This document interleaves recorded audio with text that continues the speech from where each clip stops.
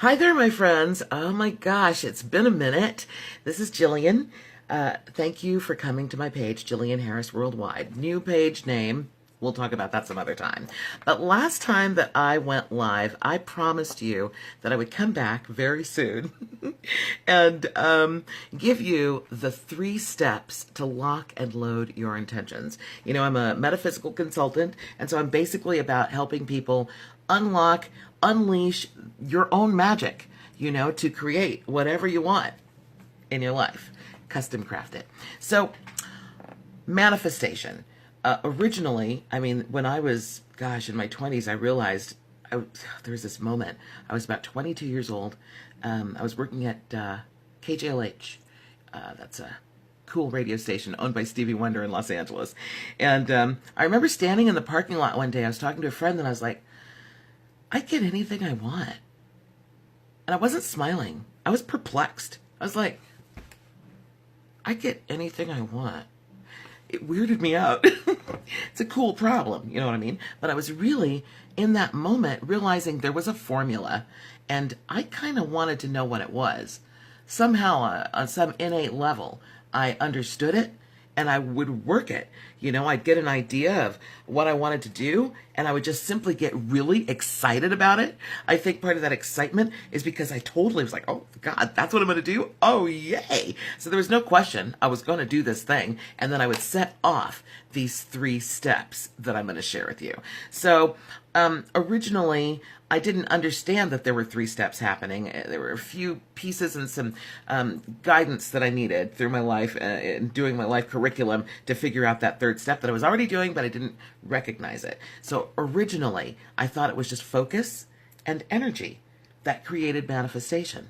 You know, you focus on what you want and work on it. That's putting the energy forth. And maybe, like, if people would tell me, I'm doing my affirmations constantly.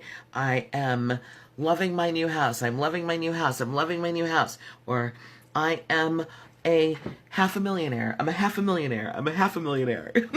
They know not to say I'm a millionaire, but I'm a half a millionaire. That's $500,000. And then they're like, you know what?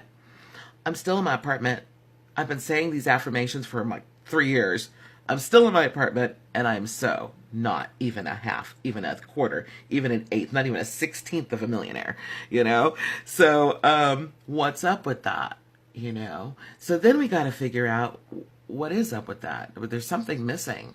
And so then I might question them and say, hey, how much of you believes this is possible? You know, and that's what it is. So the 3 steps, get right to it.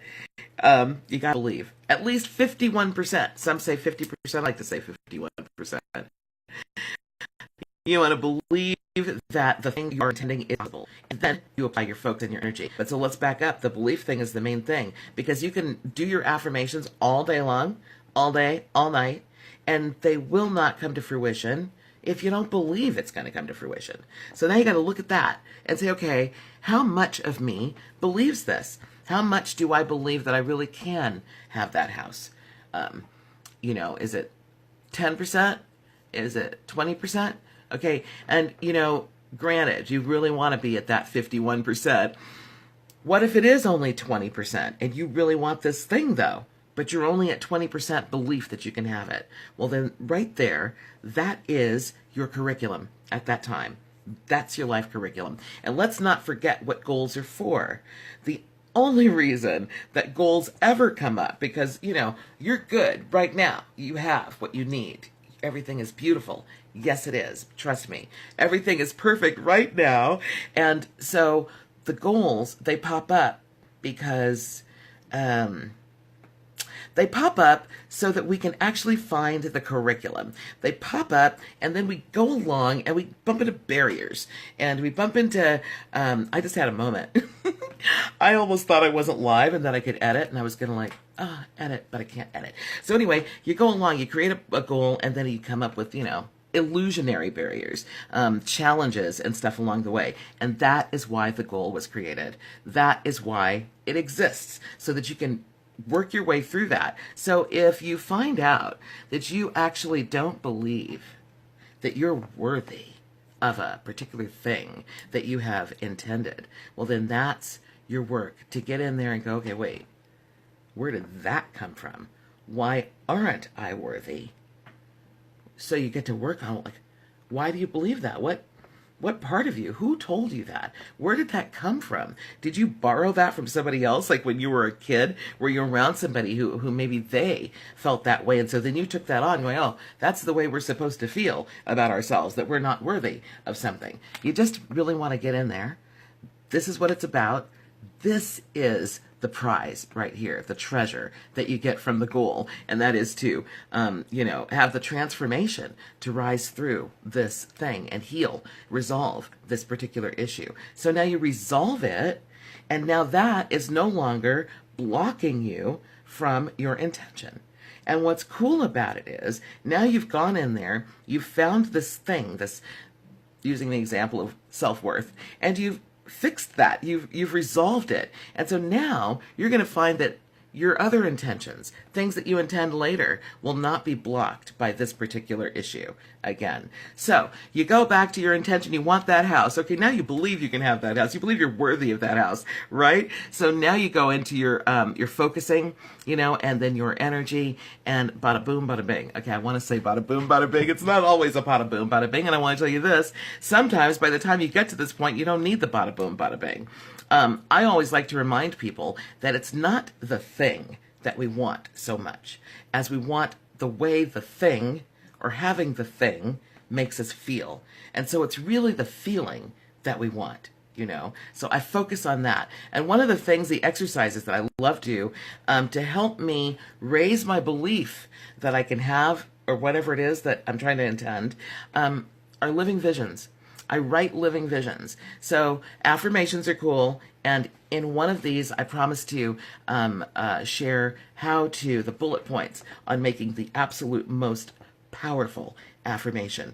But living visions are what I want to share with you right now. They're amazing. So you sit and you write like 10 minutes to 30 minutes, present tense, sentences that begin with I am. And you're inside the scene of what it is you want to create for yourself. So let's say it's that house. You want that new house. So now you're writing in that sentence, oh, I am loving waking up this morning in my new house. The windows in this master bedroom are just brilliant. And I'm standing over the balcony, looking down over my beautiful yard and the pool, and everything is so awesome. And now I'm moving over to the hallway, and I'm looking all the way down this long hallway, and I see the kitchen. I'm going down to the kitchen. And I just write it. I'm in the kitchen and I'm loving my new kitchen. Oh my goodness. Whatever you want to write about your new house. Spend 10 minutes, spend 30 minutes. Then what I do after I've written these present tense sentences, inside this scene about being in my new house, I read it back out loud. And I'll tell you something. If you really want more bang for your buck, you'll read that out loud to somebody else. Read it to some supportive person who is, with you in your intention and, on your side. So that actually adds more energy to what you're creating in that vortex. This whole thing is about creating an energetic vortex, and that vortex, that energy field that you're making, draws in and just pulls in what it is that you're intending in the first place. So that's my story. The 3 steps: belief, energy, and focus equal manifestation. 3 things equal the thing. Okay, so that's that. Thank you guys so much. Next time when I come back, I'm going to give you an update on the book. It's done. Working on the audiobook now and planning all the release of the whole thing in mid to late April. Have we met? How to identify your reincarnated loved ones. Juicy stuff. All right, have a great day. Talk to you soon. Bye.